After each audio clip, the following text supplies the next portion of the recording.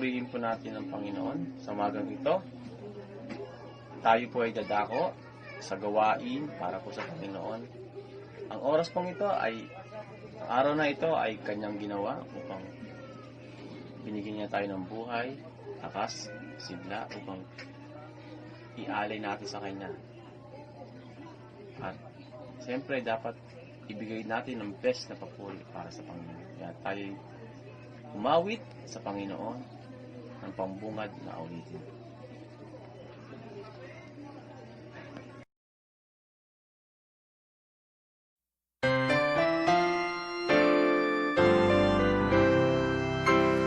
Blessed assurance, Jesus is mine. Oh, what a foretaste of glory divine, heir of salvation, purchase of God, born of His Spirit, washed in His blood. This is my story, this is my song, praising my Savior all the day long. This is my story, this is my song, praising my Savior all the day long. Perfect submission, perfect delight, visions of rapture now burst on my sight. Angels descending bring from above echoes of mercy, whispers of love. This is my story, this is my song, praising my Savior all the day long. This is my story, this is my song, praising my Savior all the day long. Perfect submission, all is at rest. I in my Savior am happy and blessed, watching and waiting, looking above, filled with His goodness, lost in His love. This is my story, this is my song, praising my Savior all the day long. This is my story, this is my song, praising my Savior all the day long.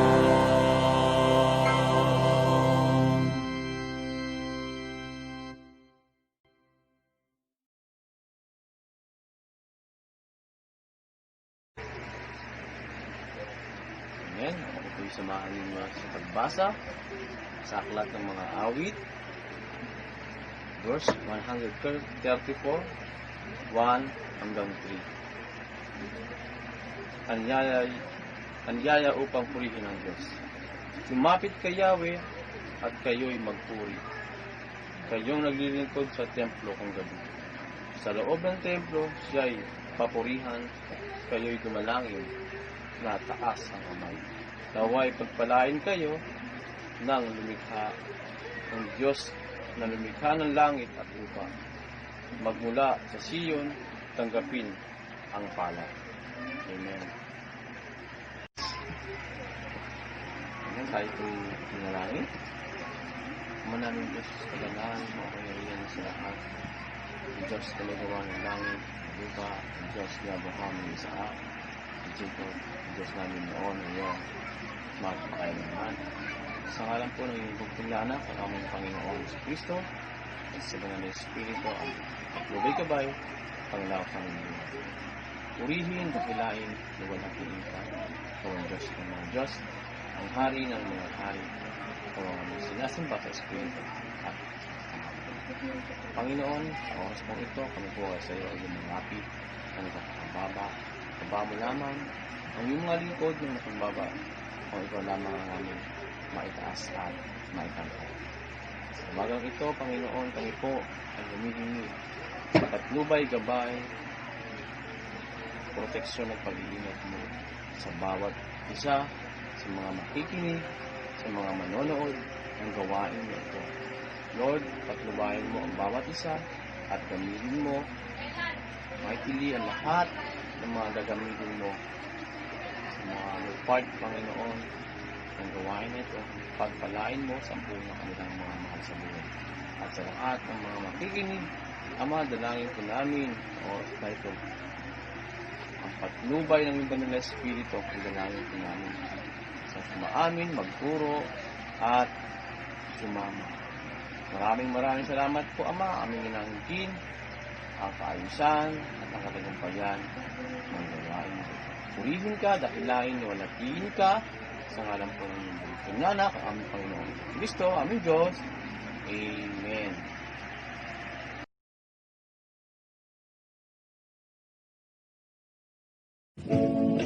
Tayo po'y magpuri, sumamba, umawi sa ating Panginoon sa umagang ito.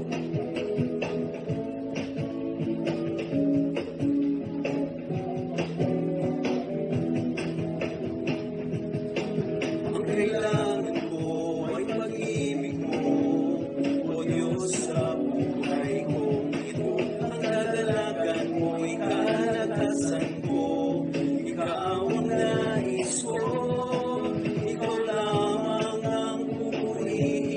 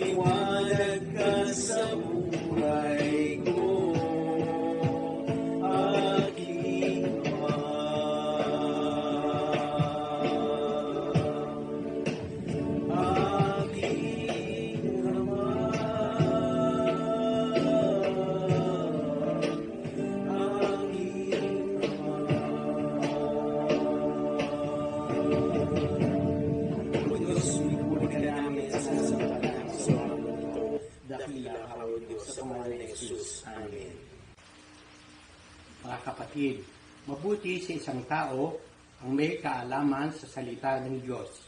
Itimo ito sa inyong mga puso at isipan.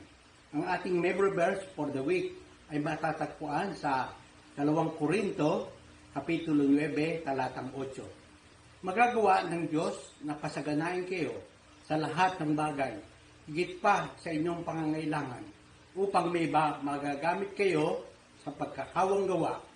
2 Korinto, Kapitulo 9, talatang 8. Tayo pong lahat ay tumayo at manalangin. Bigit po natin ang ating mga mata. Amang Banal, maraming salamat po sa oras na ito. Sa araw na ito na patuloy niyo pong ipinagkakaloob sa amin. Salamat sa oras, sa panahon na patuloy niyo pong ibinibigay sa bawat isa sa amin upang kami po ay makapagpuri, makapagpasalamat, sumamba sa iyong pangalan sa mga oras na ito. Lord, wala po kaming kayang gawin kung wala ka sa aming mga buhay, kaya dalangin po namin na ikaw ang siyang sumagitna at patuloy na magbigay sa amin ng karunungan upang maging maayos at tagumpay ang gawain na ito sa pamamagitan po ng online service na ito. Pagpalain niyo po ang bawat isa sa amin, lalo na po ang aming pastor na magbabahagi ng inyong mga banal na salita. Maging ang mga nakikinig, nanonood sa mga oras na ito, pagpalain niyo rin po at patuloy na bigyan ng kalakasan, lalo na po sa mga salita niyo po na amin pong mapakikinggan sa mga oras na ito. Pagpalain niyo po ang gawain na ito at patuloy namin itinataas ito sa inyo. Nawa ito ay maging maayos at matagumpay. Patuloy namin dinadalangin ang mga kapatiran po namin na hindi po namin nakakasama. Saan po sila naroroon, ingatan niyo po sila, gabayan at proteksyonan sa kanilang mga buhay sa araw-araw. Maging ang mga mahal namin sa buhay, ingatan niyo rin po, gabayan at patuloy na pagpalain. Maging ang mga nasa kanilang mga tahanan, Lord, pagpalain niyo rin po ang lahat ng mga kaibigan namin, mga kapitbahay at patuloy na ikaw ang pumatnubay sa kanila, maging sa kanilang buong pamilya.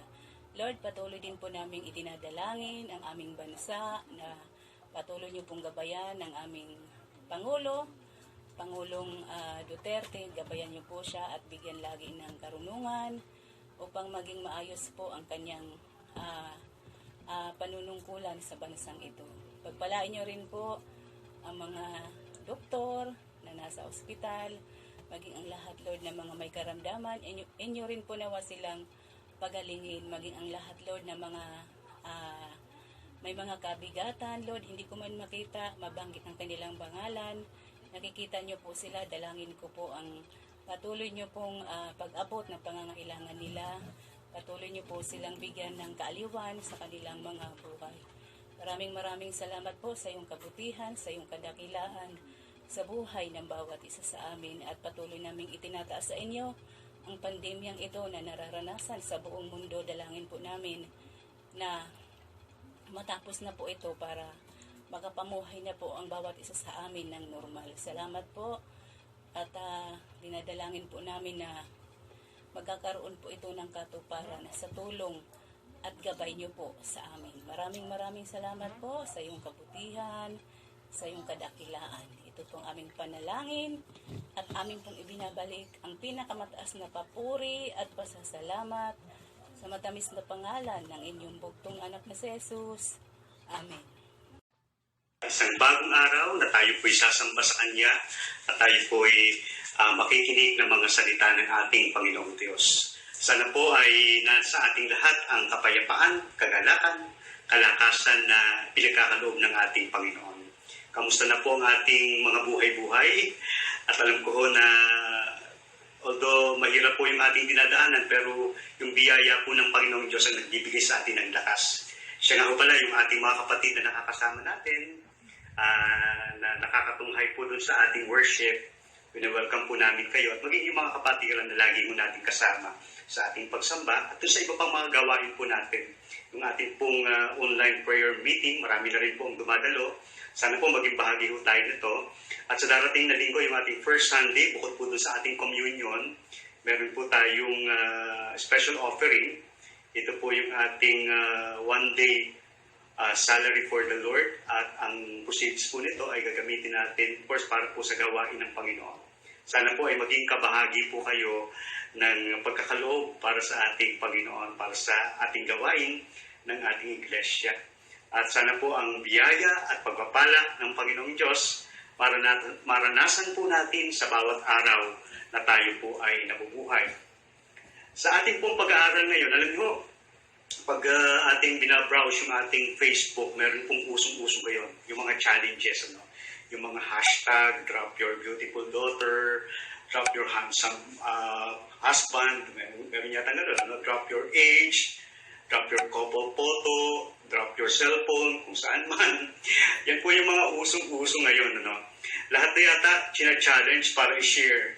Pero ano nga ba talaga yung maaari nating maibahagi na magiging kapaki-pakinabang o kapakinabangan ng ibang mga tao? Marahil kung tatanungin po tayo, ano ba yung meron ka na maaari mong ibahagi sa iba? Ito ba yung, sabihin natin, yung kayamanan, material, pera, na pwede natin i-share sa mga tao na nangangailangan, lalo na po sa panahon ngayon. Kaya yung iba po ay nagbubukod talaga ng halaga na may tutulong para po dun sa mga nangangailangan. Meron po tayong mga kapatiran na talagang sineshare nila yung kanilang pagkapala at ibinibigay po dun sa lalo tikit na nangangailangan. Pwede din naman tayong mag-share ng kagandahan.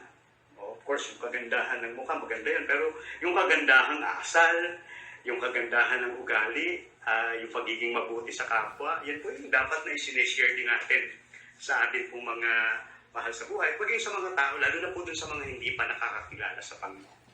Maganda rin yung share natin yung kabutihang loob. No?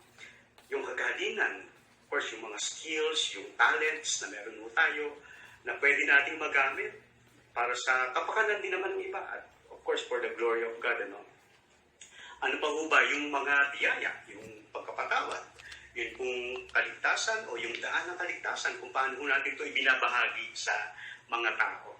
Ito po talaga yung prinsipyo na ibig po nating makita sa ating pong pag-aaral ngayong umaga.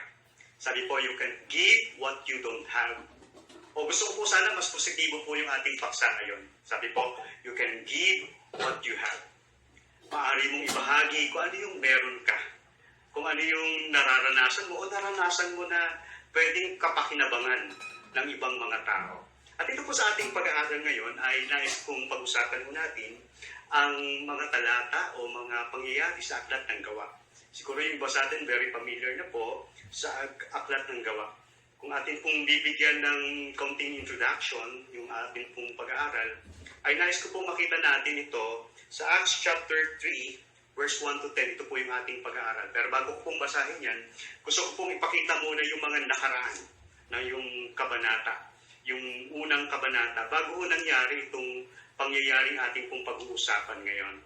Ang mahalaga ko kasi sa pag-alam ng konteksto, ay alamin mo kung ano yung nangyari. At sino yung audience, anong nangyari, ano yung kaganapan bago po naganap yung kasaysayan ng ating pag-aaralan. Alam niyo po yung mga gawa ay nagsimula sa pagdating ng Banal na Espiritu. Of course, yung ascension, ang ating Panginoong Yesus ay umakyat doon sa kalangitan. At pagkatapos yung chapter 2 ng mga gawa ay nagsasabi tungkol sa kapanapanabik na kapanganakan ng Iglesia sa araw ng Pentecost. No? Dahil dito po ipinanganak ang Iglesia of the Church of Jesus Christ. No? Ito po yung pasimula ng araw ng kasaysayan ng Kristyanismo at ng pagmimisyon. Kaya mahalaga po na talagang binabalikan po natin yung ating misyon. Alam niyo, libo-libong mga tao ang naidagdag sa unang iglesia at libo-libo pong mga tao ay nakakilala sa ating Panginoong Yesus bilang kanilang tagapagligtas, Panginoon at tagapagligtas. At dun sa aklat po ng Gawa, chapter 2, verse 42 to 47, ang sabi ko ng mga talata ganito, dahil sa maraming himalang nagawa sa pamamagitan ng mga apostol, naghari sa lahat ang magkahalong takot at nagsama-sama ang lahat ng sumasampalataya para sa lahat ng kanilang mga ari-arian. Ipinagbibili nila ito at ang pinagbilhan ay pinamamahagi sa lahat ayon sa pangangailangan ng bawat isa. Araw-araw sila nagkakatipon sa templo, nagpipira-piraso ng tinapay sa kanilang tahanan at nagsasalo-salo, masaya ang kalooban, nagpupuri sila sa Diyos at kinalulugdan ng lahat ng tao. Bawat araw ay dinaragdag sa kanila ng Panginoon ang mga naliligtas. No? Maganda kung makita natin ito dahil yung ating pong pag-aaral ay may kaugnayan dun sa natapos na chapter 2 kasi yung introduction po ito nung tinatawag po nating chapter 3. No? Ano po ang nangyari dito? Yung pong mga unang Kristiyano ay nagtitipon daan-daan dahil marami ho ang nakakilala sa Panginoong Diyos at almost 5,000 po yung mga na-born again nung time na yon. Kaya ang kanila pong assembly area hindi naman pwedeng doon sa bahay lang. Ano? Kundi ang ginagawa po nila, nagkakatipon po sila ng maramihan at ito po ay ginagawa nila doon sa temple court. No? At sa particular na araw na ito, sina Pedro po at si Juan ay patungo sa templo upang marahil ay katagpuin yung mga Kristiyano doon upang magturo at magbigay ng mga tagubilin at magturo ng salita ng Diyos at manalangin. At marami po ay nagpupulong sila doon sa tinatawag nilang Solomon's Porch o yung Solomon's Colonnade o sa Tagalog po, Portico ni Solomon. Mababasa po natin yan. Na kung saan ay ito po ay isang malawak na covered terrace o portico na dumadaan po sa likuran o silangang bahagi po ng temple complex. No? Kaya malawak po ito, kaya pong i-accommodate yung mga mananampalataya dahil sa sobrang dami nila. Nabanggit po ito ng 3 beses sa banal na kasulatan sa Bagong Tipan. Sabi po doon sa John chapter 10 verse 23, dito po nagawa ni Jesus yung ilan sa kanyang mga katuruan. Ito po yung sabi, no? Dito po sinabi ng ating Panginoong Jesus yung ang aking mga tupa ay nakikinig ng aking tinig, kilala ko sila at sumusunod sila sa akin, binibigyan ko sila ng buhay na walang hanggan, at hindi sila kailanman mapapahamak. Walang sino man ang aago sa akin o sa kanila mula sa aking kamay. Yun po, yung mga salitang yun ay doon po na ipahayag sa lugar na tinatawag po nilang Portico ni Solomon. Dito din po nangaral o ipinangaral ni Pedro yung kanyang sermon sa ating pong teksto ngayong umaga sa mga Gawa chapter 3 verse 11. Habang nakahawak po siya kina Pedro at Juan sa lugar na tinatawag na Portico ni Solomon, patak po pong lumapit sa kanya yung mga taong takang-taka sa nangyari. Tinutukoy po dito yung lalaki na lumpo, na pinagaling po ng mga lingkod ng Panginoong Diyos, na si Peter sa si John. At ganun din po ayon sa John, ayon din po sa Gawa chapter 5 verse 12, ito po yung unang regular na lugar ng pagpupulong ng unang iglesia. Sa Portico ni Solomon, nagtitipon ang mga mananampalataya. Ang unang pong iglesia na nilikha sa Jerusalem sa araw ng Pentecost ay nagpupulong sa maliliit na grupo mula po sa bahay-bahay. Yun po yung binasa natin kanina. Meron silang small group sa mga bahay at pagkatapos po yung nagtatagpo po sila dun sa Solomon's Colonnade o dun sa Portico ni Solomon para sa maramihang pagtitipon. Ang malaking sakop po na mala veranda na posilyo o terasa at masasabi po natin ito yung unang gusali ng simbahan o ng church, yung Jerusalem Church. No? Ang mga tao po ay nangangailangan ng isang lugar ng pagpupulong at kapag marami pong tao ang nagsasama-sama, kailangan nila sa isang lugar na upang magawa nila po yung kanilang mga tungkulin o ganapin. Kaya ginamit po nila ang malaking portico na ito sa silangan hanggang ito po yung silangang hangganan ng temple complex at maliwanag na doon po patungo sina Pedro at si Juan. Ito po ngayon yung mismong lesson natin. Sa Acts chapter 3, verse 1 hanggang sa sumusunod. Ang sabi po doon sa verse 1, minsan nagpunta sina Pedro at Juan sa templo, 3:00 ng hapon noon, ang oras ng panalangin. Sa tradition po kasi ng mga Diyos, yung ika-9 na oras, ang oras ng panalangin, yun pong ika-9 na oras po ay nagsisimula po doon sa sunrise, pa-sunset, no? Kaya yung 9th hour o yung ika-9 na oras ay yung 3:00 po ng hapon. Ayon sa pagtutuo sa mga Hudyo na binibilang po nila yung mga oras mula po sa pagsikat ng araw. At yung ika-9 na oras ay oras din ng evening sacrifice, na kung saan kailangan po sila magpunta sa templo at marami pong nagpupunta sa templo sa ganung panahon. Sabi po sa verse 2, sa pintuan ng templo na tinatawag na pintuang maganda, ay may isang lalaking lumpo mula pa noong ito'y sinilang. dinadala ito sa templo araw-araw upang mamanglimos sa mga taong pumapasok doon.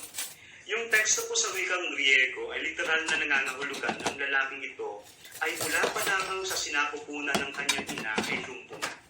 At sa gayon na hindi pa siya nakakalakad, hindi niya pa na-experience kung paano maglakad. Yun pong pintuang maganda, although hindi ho siya opisyal na katawagan sa pintuan.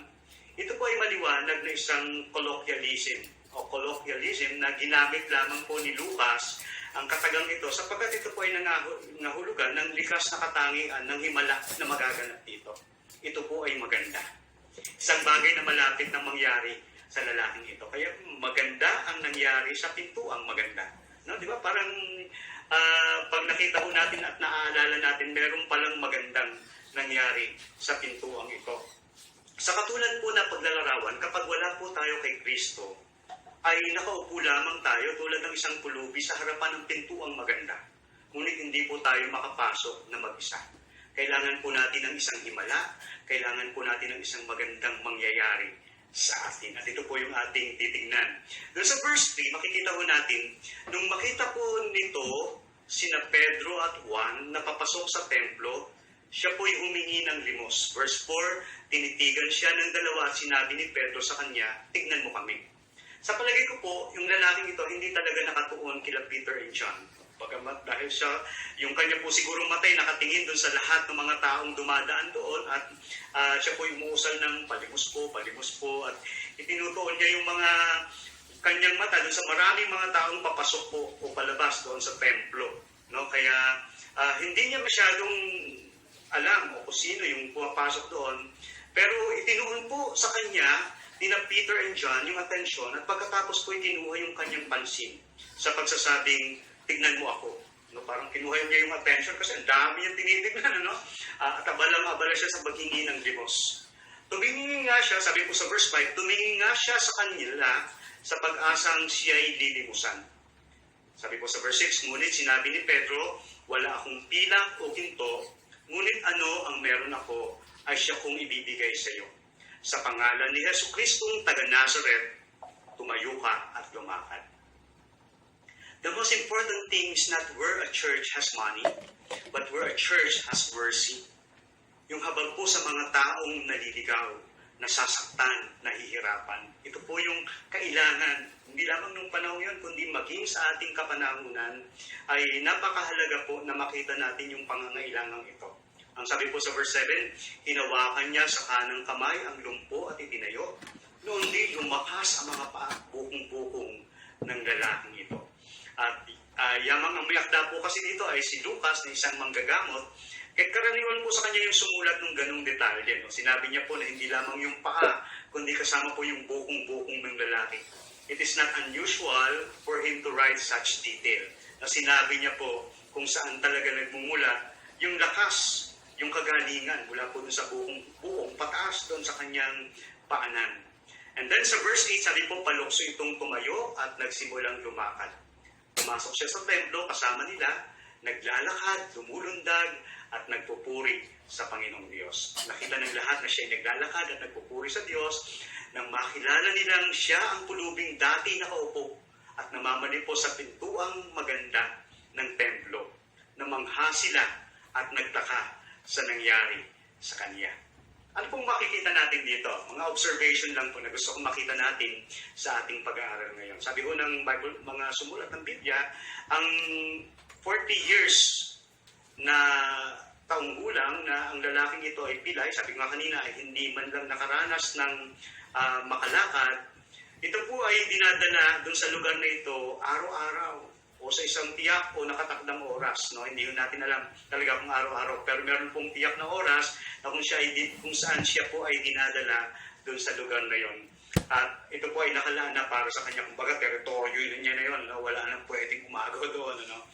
Dahil po ang mga taong darating para manalangin ay taimtim na mga sumasamba, at alam na sa tradisyon ng mga Hudyo, itinuturing po itong marangal na magbigay ng limos. Lugar na po ito, ito po yung pinakamagandang lugar o pwesto para doon sa mga mamalimos. No? Kaya napakaganda ho nun kasi malapit po siya doon sa pintuan at dumadaan po ang lahat ng mga tao na nananalangin, sumasamba doon po sa templo. In the early days of the church, yung mga mananampalatayang Hudyo po ay nagpapatuloy na pumupunta sa templo at naunawaan po nila yung kahalagahan ng mga gawain sa loob ng templo. Nakita rin po natin na dito po sina Pedro at Juan ay kasama yung iba pang mga mananampalataya ay nagkakatipon para sa panalangin at pag-aaral at pagsaksi. Kaya marami po talagang nagpupunta dito. Sa palagay ko po, maaari nating makita mula dito ang ilang mga napakahalagang aral para sa ating mga mananampalataya ngayon. May mission po tayo na abutin ang bawat tao.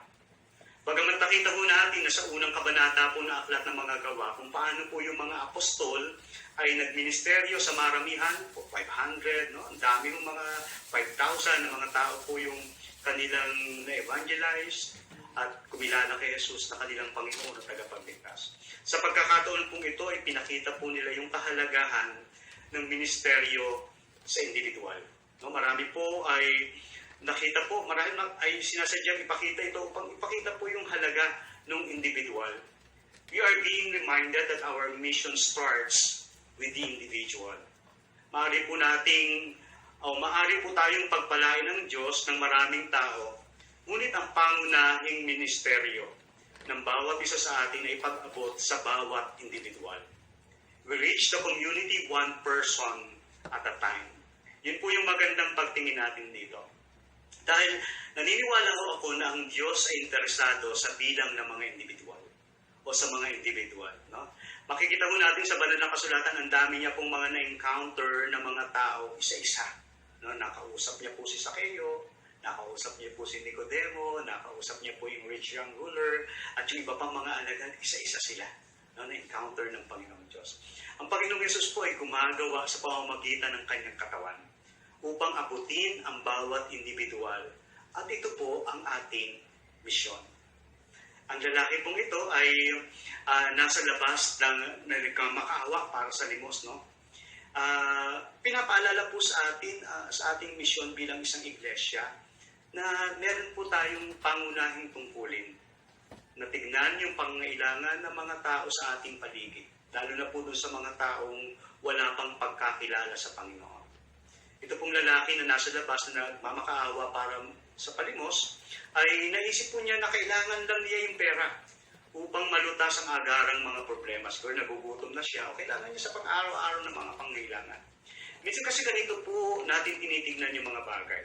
Pagkatapos po nating matugunan yung kanilang pansamantalang pangailangan, ay akala po natin tapos na yung ating obligasyon. Pakiramdam na tapos na yung ating tungkulin, kaya nagmamadali na tayong umalis. Dito po ay nakita natin na nagkaroon ng kalamangan sila Pedro at Juan. Wala po silang pera na ililimos. Minsan pala positibo yun. Kasi dito po sa pagkakataong ito, dahil wala silang pera, nakita po nila yung higit na tugon sa pangangailangan ng lalaking ito. Ang mission po ng ating Panginoong Diyos para sa iglesia ngayon ay katulad ng unang himalang ito ng iglesia ng ating Panginoong Diyos upang abutin yung mga lumpo. Hindi lamang po physical, kundi lalo tigit yung spiritual na pangangailangan nila. Hindi lamang mga lumpo, kundi yung mga tiyak na nangangailangan. Hindi lamang material, lalo tigit ng pangangailangang spiritual. Tumingin po tayo sa ating paligid at alamin natin sino ba yung mga taong nangangailangan. Hindi man material, kundi yung pangangailangang spiritual. Kailangan i-encourage, kailangan palakasin, kailangan misyonan, ipahayag si Kristo sa kanilang buhay. Sa ating pong kalalagayan ngayon, pinapaalalahanan po tayo ng katotohanan na kahit saan po tayo tumingin ay may mga taong nasasaktan, may mga taong nahihirapan o nagdurusa. Maaaring may takot at pangamba dahil sa pandemya o mga alalahanin para sa mga hinaharap o kung anong mangyayari sa araw ng bukas. Paano po tayo magiging kabahagi sa misyong nais ng ating Panginoong Yesus para sa atin? In order for God to use us, sabi po, we must be willing and ready to be used by God. No? Una, maging handa po tayo na magamit ng ating Panginoong Diyos. Napakahalaga po niyan. Yung ating kahandaan sa ating puso na tayo po'y gamitin ng Panginoon at maging daluyan ng kanyang pagpapalang ating buhay sa mga tao. Yan po yung kwento dun sa Aklat ng Gawa, chapter 3. Sa 3 and 4, nakita ho natin si John saka si Peter, pagamat papunta sila sa isang gawain, pero naabala sila ng isang lumpo na humihingi ng tulong. At hindi po nila ito pinalikuran, kundi binigay po nila yung pinakamagandang tugon sa pangailangan ng lumpo. Sina Pedro at Juan po ay mga lalaki ng ating Panginoon. At nakita ho natin na maaari po tayong magamit ng Diyos na katulad nila. Anumang oras o saan mang lugar, maaaring tayo man ay handa o hindi handa para dito.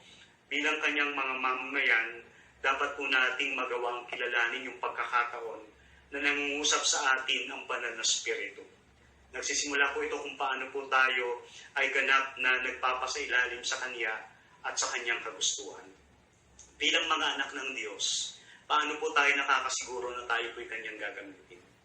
Ang sabi ko ng banal na kasulatan sa Ephesians chapter 2 verse 10, sapagkat tayo po'y nilalang ng Diyos, nilikha upang iukol natin ang ating buhay sa paggawa ng mabuti. Yan po ang layuning pinili ng Diyos para sa atin noon pa mang una. Ibig sabihin, yung reason talaga kung bakit po tayo nakakilala sa Panginoon, at sabi nga nila kung bakit tayo bine-bless ng Lord sa maraming bagay, at hindi man lagi tayong binagpapala materially, pero kung bakit po tayo biniyayaan ng buhay na walang hanggan, ay dahil po sa karapatan o dapat po nating ibahagi din naman ang katotohanan ito sa iba. No? Bilang mga anak ng Diyos.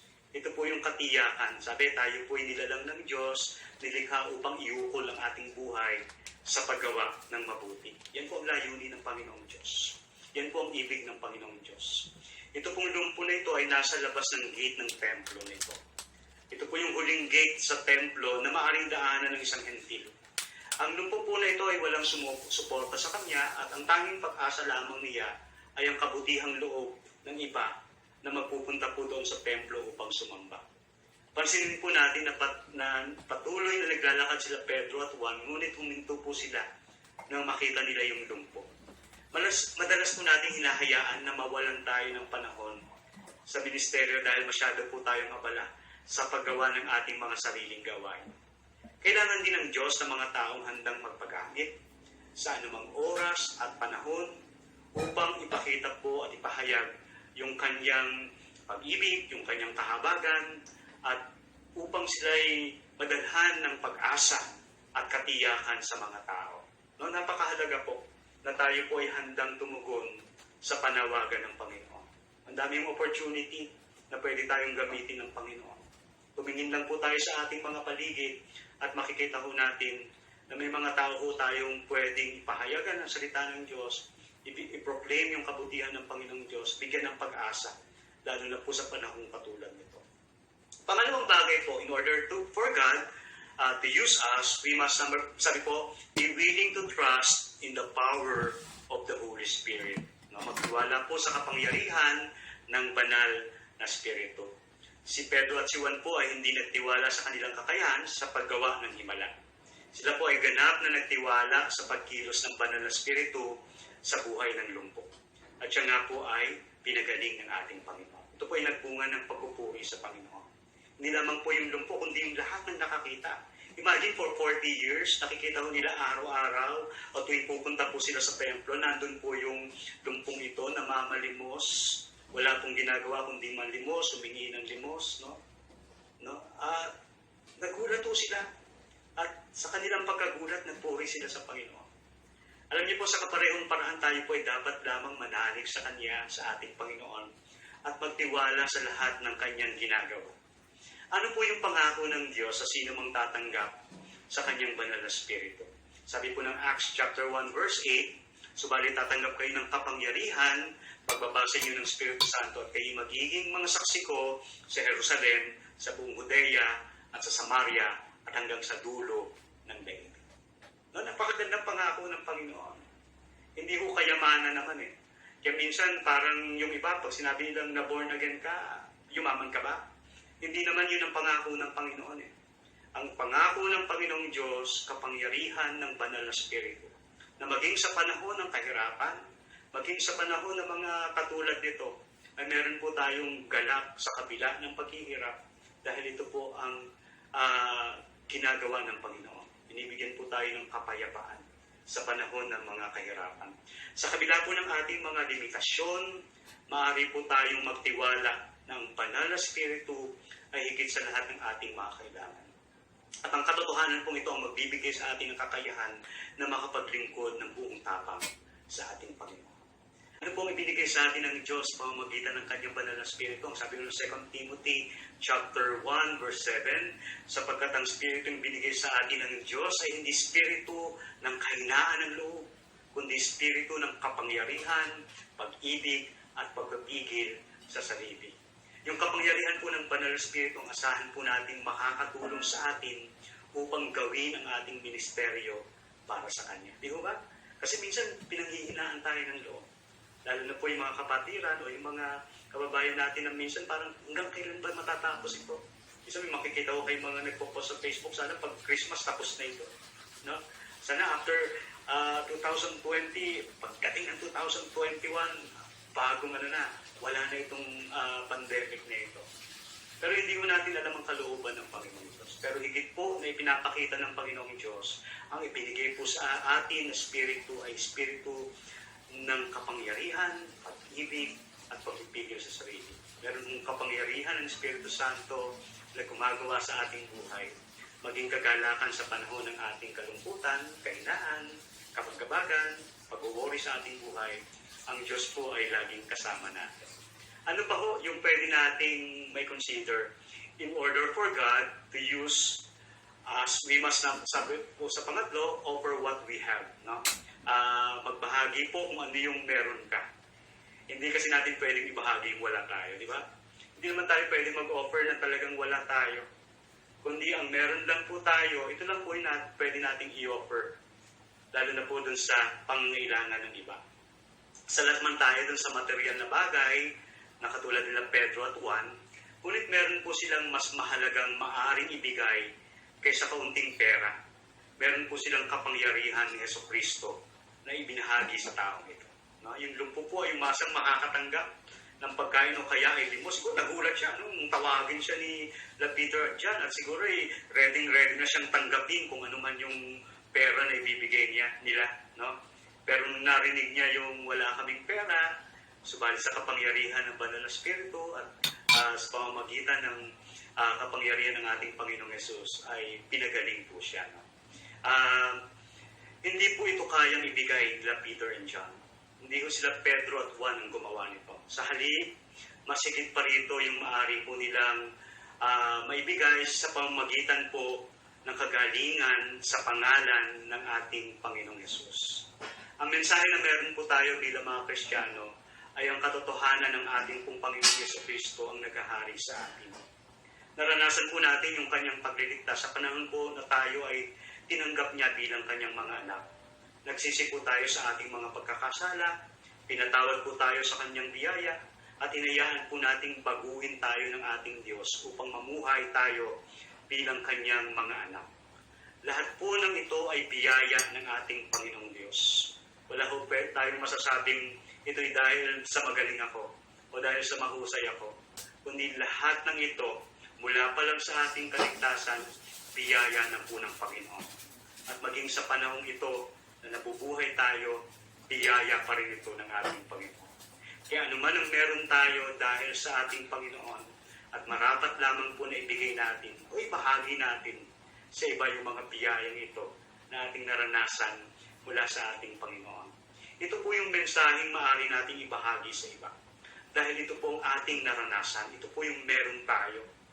Yung kagalakan ng kaligtasan ibinabahagi sa atin ng Diyos ay maaari din po natin ibahagi sa iba. Hindi yung perfecto ang ating buhay bilang mga Kristiyano. Subalit ang lahat po na meron tayo at lahat ng ating pong mga karanasan ay biyayang kaloob ng Diyos sa atin at dapat lang po na ito po ay malaman at maunawaan ng mga tao. Kung hindi po natin ito sasabihin, sino magsasabi sa kanila ng katotohanan?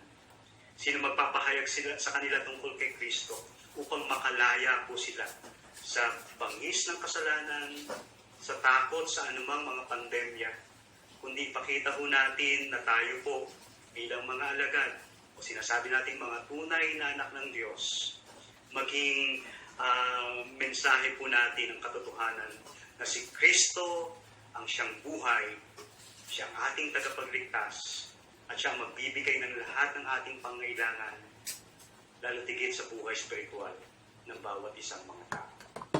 As Christians, God has given us all the power we need. No? We need to offer it to those who in need. Yung kapangyarihang ito na ibinigay sa atin ng Panginoong Diyos, kapangyarihang naranasan natin, ay maaari po nating ipahagi sa mga taong hindi pa nakakakilala sa ating Panginoon. They don't even realize what they need, but how will they know unless we teach them? Paano nila malalaman kung ikaw naman ay hindi nagbabahagi, kung ikaw naman ay walang ipinapahayag tungkol sa ating Panginoong Diyos, tungkol sa ating Panginoong Yesus? Kapatid, ano ba ang nagiging hadlang sa paggamit sa iyo ng Diyos, sa pagtulong sa mga tao, lalo tigit sa pagpapahayag o pagbabahagi ng mabuting balita ng kaligtasan sa mga taong hindi pa nakakilala sa Panginoon? Paano mo maihanda ang iyong sarili sa pangaral ng Ebanghelyo at sa paggawa ng mga bagay ng may pananampalataya sa ating Panginoong Diyos? Kapatid, katulad ni Pedro at ni Juan, you can give what you have. Maari mong ibahagi kung ano ang meron ka. Sana sa ating pong buhay ngayon, pagkatapos po nating nararasan sa ating buhay yung kaligtasang ibinahagi at ibinigay sa atin ng Panginoon, huwag po tayong maging madamot upang ibahagi sa mga taong nangangailangan. Salamat po sa buhay ni John saka ni Peter, kasi hindi naging limitasyon yung kakulangan, kundi kung ano yung meron sila ibinigay para sa taong ito, at nagbunga po ito ng papuri para sa Panginoon. At the end of the day, ang lagi ko nating dapat makita, to glorify God. Mabigyan ng kapurihan ang Diyos sa ating buhay, mabigyan ng kapurihan ang Diyos sa pamamagitan ng mga taong nabahaginan ng salita ng Diyos. At sa kalahat-lahatan, all glory belongs to God. Ang kalwalatian, ang kapurihan, tangi lamang po sa ating Panginoon. Sana po, sa ating pong pag-aaral ngayon, maging bahagi po ng ating buhay. Ibahagi natin ang mabuting balita, and we can give what we have. Ibigay po natin ito sa mga taong nangangailangan. Tayo po ay manalangin.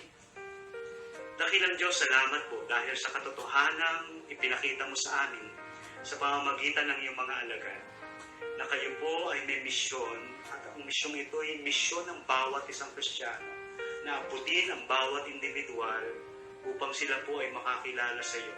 Hindi po kagamutang pisikal, kundi kagamutang spiritual, upang sila po, Panginoon, ay makalaya mula sa kasalanan at maranasan po nila ang kaligtasang ipinagkakaloob mo sa kanila. Ama, salamat po dahil gagamitin mo kami sa kapangyarihan ng Banal na Espiritu, sa patotoo namin at sa mga bagay na ipinapakita mo sa amin, sa lakas at kapangyarihan ng aming Panginoong Yesus. Alam mo namin, Panginoon, magiging mainam ito upang kami po ay makapagpahayag ng salita mo at maibahagi po namin yung meron kami sa mga taong nangangailangan. Tulungan mo po kami, Panginoon. Itinatalaga po namin muli ang aming buhay sa paglilingkod sa iyo, sa pag-abot sa mga tao upang ipakilala si Kristo na aming Panginoon at tagapagligtas. Ang lahat ng ito po ay aming dalangin sa pangalan ni Jesus. Amen. Magandang umaga po sa ating lahat. Purihin po ang Panginoon.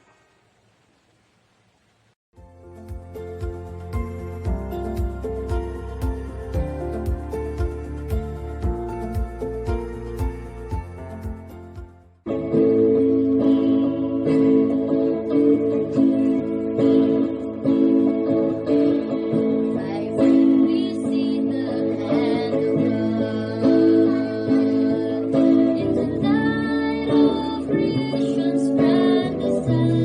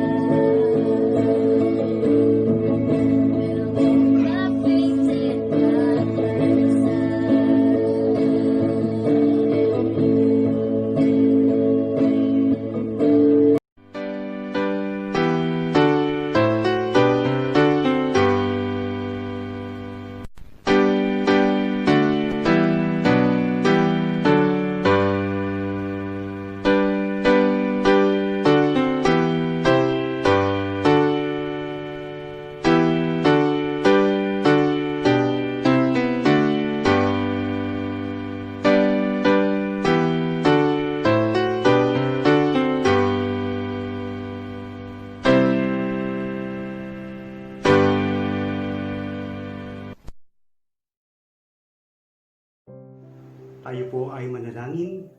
Madakilang Diyos, salamat po sa iyong kabutihan sa amin, sa kapahayagan ng iyong mga banal na salita, sa pagtuloy na pagkilos mo sa aming mga buhay, Panginoon.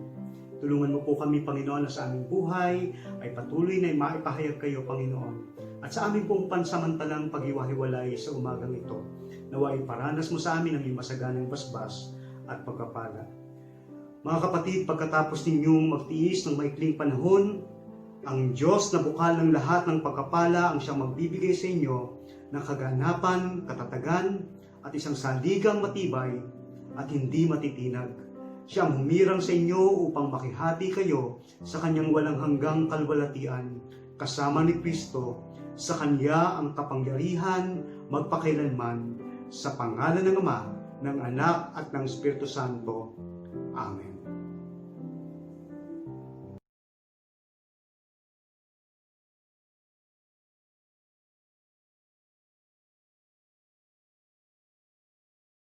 The Lord bless you and keep you. The Lord lift his countenance upon you and give you peace, and give you peace, and give you peace. The Lord make his face to shine upon